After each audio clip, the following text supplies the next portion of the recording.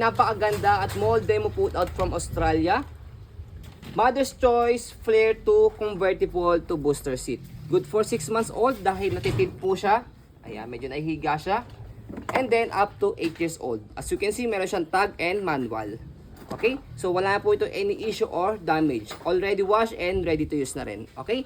So naka-adjust na po siya ito for up to 8 years old. Kaya nga possible to approximate at mga 10 to 12 years old to eh. Ang taas niya. Kasya ako dyan. Oo. Tapos, ayan, pag binaba siya, presyo lang po itong kulay pula. Kasi, Ayan, ito po yung kanyang pinakamababa pa to ha.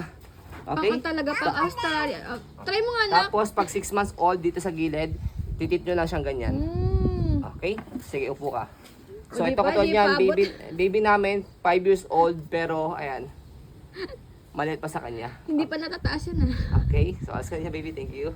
Malalaki kasi ang mga Australian And then, may extra pad po siya. Harness pad, belt lock, wala po yung putol. So, sa pag-adjust po ng kanyang belt lock, so, dito lang, sa pinaka-note niya rito, ipipress lang kayong button dyan, and then, hatakin nyo lang siya.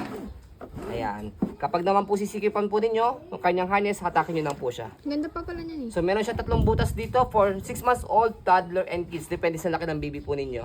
Okay, combination ng black and hindi ko sure kung anong exact color nito. Okay, kita naman sa video kung anong color po yan. So, ito may kanyang details. Meron siyang 2 side na lagay ng cup holder. Ito yung kanyang details sa likod.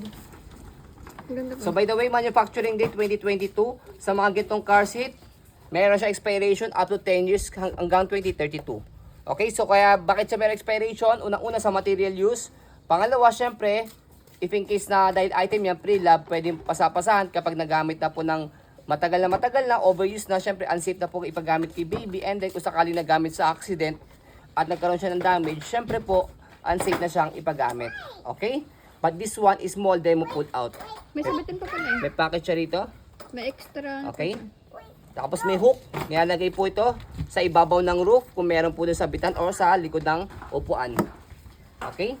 So, ayan siya. True seat belt ang paglagay po sa kanya.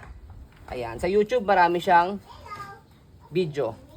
Ayan. So, yan po ang ating napagandang Mother's Choice Flare 2 Convertible Booster Seat.